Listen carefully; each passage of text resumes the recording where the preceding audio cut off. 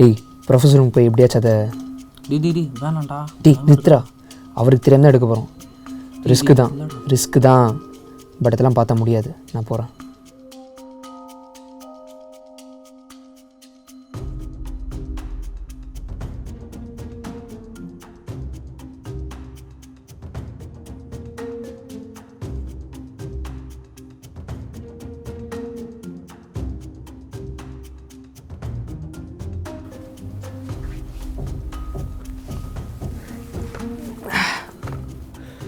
Professor system password key இது.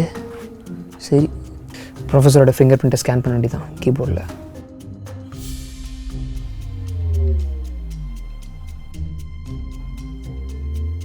என்ன ப்ரொஃபஸரோட finger prints நம்பர்ஸில் இருக்குது. சரி ஒரு பேட்டர்னை ட்ரை பண்ணுவோம். Access denied. Wrong password. சரி இதை ட்ரை பண்ணுவோம்.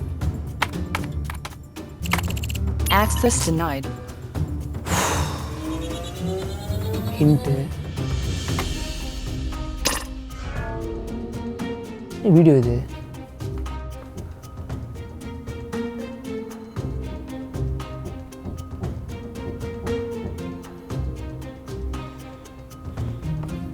பால் நம்பர்ஸு மாலிக்யூல்ஸ்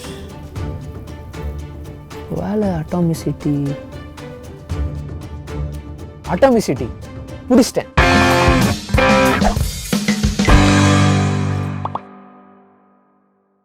அட்டாமிசிட்டி அப்படின்னு என்னன்னு தெரிஞ்சுக்கிறதுக்கு முன்னாடி நம்மளுக்கு மாலிகூல்ஸ் என்னன்னு தெரிஞ்சுக்கணும். நம்ம எல்லாருக்குமே தெரியும் பீரியாடிக் டேபிளில் மொத்தமாக 118 எலிமெண்ட்ஸ் வேறு இருக்குன்னு. அந்த பீரியாடிக் டேபிளில் கடைசி காலமில் இருக்க எலிமெண்ட்ஸ் தான் நம்ம நோபல் கேஸ் அப்படின்னு சொல்லுவோம். இந்த நோபல் கேஸ் எலிமெண்ட்ஸ் தவிர இருக்கிற மற்ற எலிமெண்ட்ஸோட ஆட்டம் வந்து பார்த்தீங்கன்னா 2 இல்லை அதுக்கும் மேற்பட்ட எலிமெண்ட்ஸோட ஆட்டமோட சேர்ந்துருக்கும்.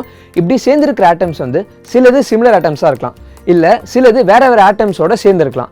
ஆனால் இப்படி சேர்ந்துருக்கிற ஆட்டம்ஸ் தான் நம்ம மாலிகூல்ஸ் அப்படின்னு சொல்லுவோம்.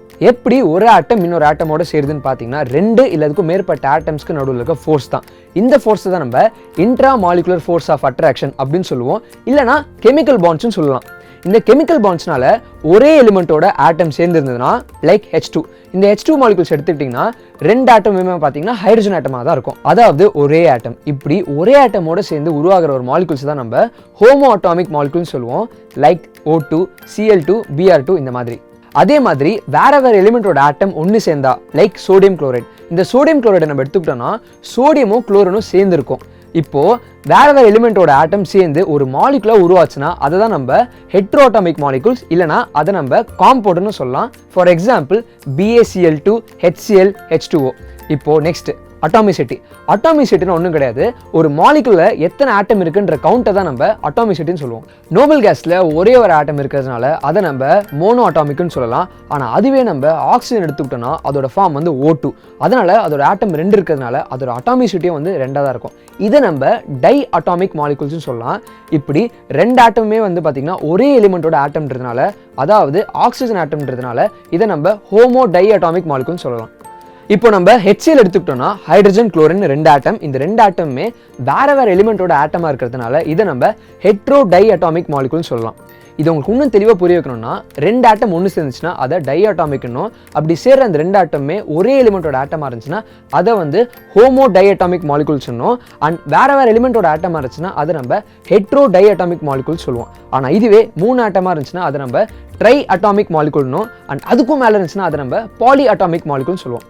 சரி, இப்போ உங்களுக்கு அட்டாமிசிட்டினா என்னன்னு தெரிஞ்சிச்சுல, அதாவது எந்த ஒரு மாலிகுல்ல எவ்வளோ ஆட்டம் இருக்குன்றது தான் அட்டாமிசிட்டி. இப்போ நம்ம பாஸ்வேர்ட் கண்டுபிடிச்சலாமா? வாட்டருக்கு H2O, அதோட அட்டாமிசிட்டி 3. நெக்ஸ்ட் இருக்கிறது சுகரு, அதுக்கு வந்து C12H22O11, மொத்தமாக கூட்டி கழிச்சு பார்த்தா 45.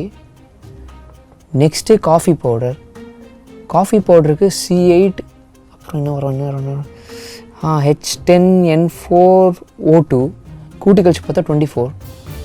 அப்போது 3, 45, 24. Question paper. எஸ் கண்டுபிடிச்சிட்டேன். அரவிந்த் ப்ரொஃபசர் என்ன பண்றீங்க இங்க? ப்ரொஃபசர் சும்மா ப்ரொஃபசர் டேய் இதையே ஓபன் பண்ணிட்ட, எக்ஸாம்லாம் உனக்கு ஒரு விஷயமாடா. போ போய் படிச்சு எக்ஸாம் எழுதுற வழியை பாரு.